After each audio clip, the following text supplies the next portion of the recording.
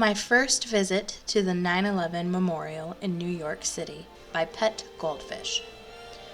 Last week, my boyfriend and I took a 3-night trip to New York City. It was his first visit, and I hadn't been in about 7 years. On Friday morning, we walked from the place we were staying on the Lower East Side down to the 9/11 Memorial. I had never visited before. We decided not to go to the museum due to long lines, so we continued on to the memorial site. As many do, I felt heaviness and a tingling feeling in my body. While walking through a makeshift scaffolding corridor separating the museum and the memorial, the name David Auger popped into my mind. Backstory. In the late 1990s, I worked for a publishing company that produced print and web content for banks and investment firms. We were in the midst of a stock market bubble, which helped many mutual fund managers achieve rock star status, including David Auger. David was president of Fred Auger Management, an investment company started by his brother. One of my colleagues had the opportunity to interview David for a newsletter article. She was giddy with excitement. The interview went well, and she told us how surprised she was by his humble and soft-spoken demeanor. It wasn't until a few years after the attacks that I learned David Auger had perished in Fred Auger's headquarters offices on the 93rd floor of the North Tower. Very sad. So back to our visit. We emerged from the scaffolding corridor at the memorial site, which consists of 2 square waterfalls built into the footprints of the Twin Towers, with a low black granite wall along the perimeter. The top of the wall is slanted, maybe like 18 to 24 feet wide, and etched with the names of those who perished in each tower, not listed in alphabetical order. You really feel the magnitude of the tragedy when you see the size of these footprints and 3,000 names on the surrounding wall. My boyfriend wandered off to take photos, and I walked over to the North Tower Memorial. My sense of direction was off, so I wasn't sure which tower it was at first. Upon reaching the wall, I looked down to read the names. David D. Auger was directly in front of me.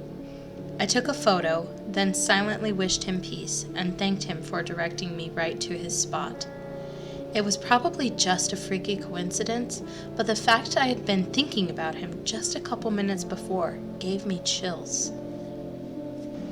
Childhood encounter with an unexplainable entity, posted in the Paranormal subreddit by Ichiko-sa. I had an experience when I was very young. I've never really known what to make of it, but it definitely played a major role in defining who I am today. I'm a very rational person, efficient at planning and systemizing, building logical frameworks, etc. I work in finance, but also have a passion for the sciences, and I'm continuously drawn to the topics that seem unexplainable. Not necessarily the paranormal, but more like consciousness studies and astronomy. I'm always drawn to push the limits of my understanding of inner and outer space. For this reason, I feel like the only things I'm interested in are the things I don't understand.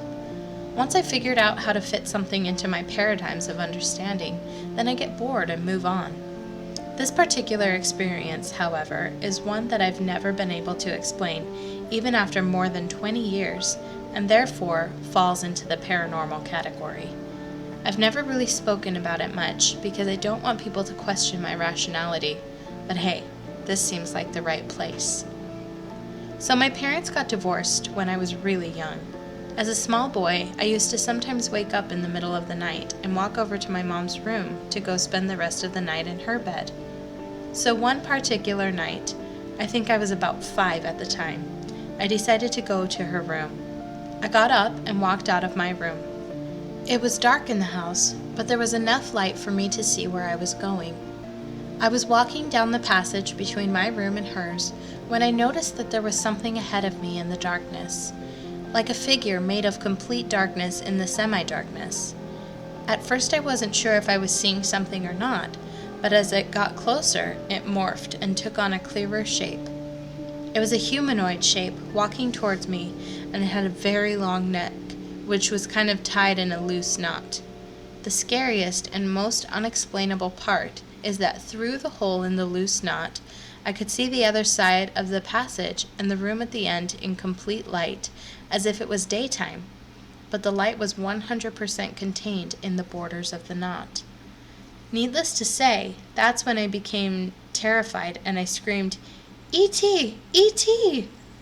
I was paralyzed with fear. Within a few seconds, my mom opened her door, which I was standing right next to at the time, and she pulled me inside. As she pulled me into her room, I felt like the entity had turned to the side and watched me go in. She closed the door. That's all I can remember.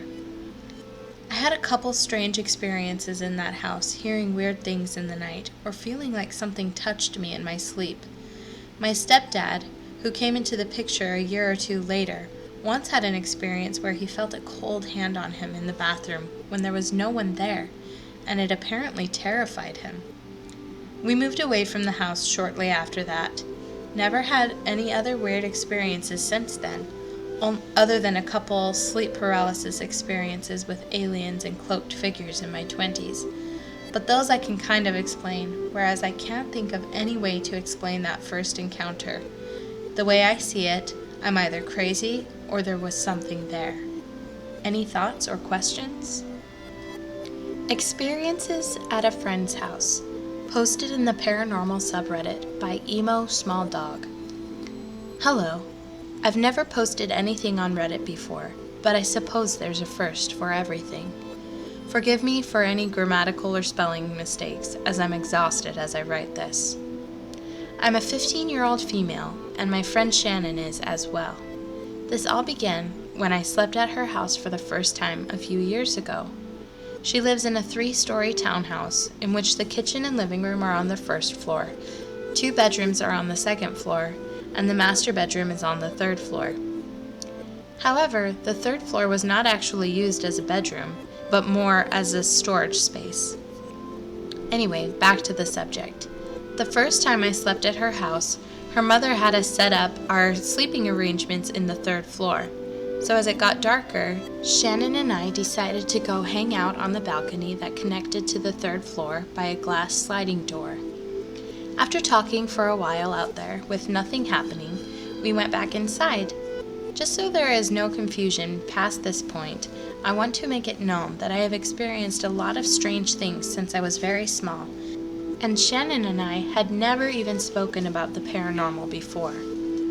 When we got to bed, which was actually about 3 layers of blankets on the floor, I began feeling extremely uncomfortable. I didn't properly get to sleep until about 3, simply because I felt so uncomfortable.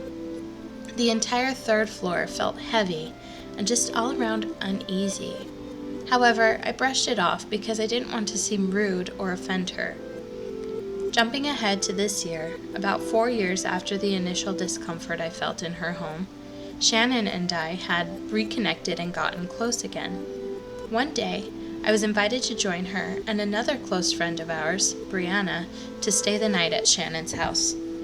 By this time, I had completely forgotten about the uneasiness I felt on her 3rd floor, so I accepted. I arrived at her house, and her mother told us she was going on a date and to stay out of trouble.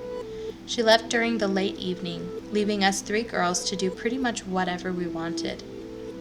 Brianna, Shannon, and I stayed in Shannon's kitchen for a bit, conversing about Brianna's boyfriend, as well as some other mundane things that are unimportant to the story. At around 11, her mother called and said that she would come home soon, but we told her she could take her time because we were doing fine. Soon after the call, all 3 of us went upstairs to the 2nd floor. We goofed around for a few hours, and around 1 o'clock we began to calm down. We were all lying on Shannon's bed when we began to hear something strange. Now, Shannon has walls that are thin enough to hear thumping if the neighbors are jumping or running up the stairs, but nothing more. As we sat on Shannon's bed, we heard chairs moving around in the kitchen. Shannon was the first to notice, so she turned down the music we had been playing and told us to listen. Immediately, Brianna and I heard it, too. We all sat in silence, waiting to see if anything else happened. Brianna went back to whatever she was doing on her phone, when Shannon and I both heard the same exact noise. It was extremely strange, as it sounded like a very deep voice saying something that we could not make out. It was such a bizarre sound that Shannon and I instantly whipped around our heads to face each other and ask if the other had heard it. We both agreed to have heard such a strange voice, but Brianna had not heard it at all. We called Shannon's mother and asked her to come back home. It was at this point that Brianna and I asked Shannon if this was a normal occurrence. She said that yes, this was a regular occurrence in her home, but it was the first time it had happened when other people were around. She also mentioned that she has always felt extremely uncomfortable and scared in the third floor of her home. This made me remember the feeling that I had in the third floor when I first slept over, and I told her this. She was obviously made nervous by this as her eyes went wide, and she told me all about how she hated that part of her home. We continued to hear things around the stairwell, but all activity stopped when her mother arrived. This was definitely not the most exciting experience Shannon and I have had together, and if anyone wants to hear those stories as well, I'll post them. But does anyone know what this could be? I keep seeing lights moving around the woods near my house, and I went to see this morning. Posted in the Paranormal subreddit by AB11079. A few nights ago, I went outside to see my dog. This would be around 11 or 11:30. I saw some lights moving around behind my house, and I'm pretty far out there. I don't have any surrounding houses nearby. The lights looked like someone, or maybe more than one person, walking around. Then the lights just went off. I thought, maybe traffic from far away? Bright headlights or something? I don't know. So 2 nights ago, my dog is barking like crazy.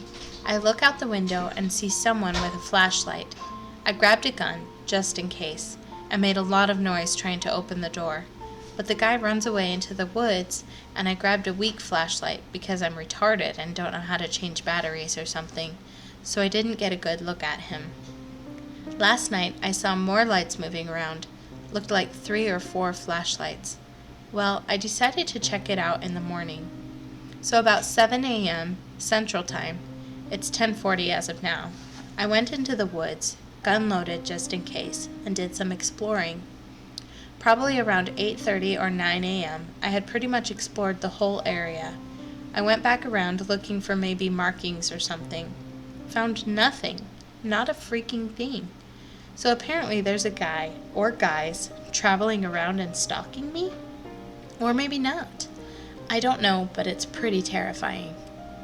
I don't know if I'll have plans to investigate again, but I will definitely keep an eye out and see if they come around. Also, I want to end this by saying I don't know if this post is right for this sub.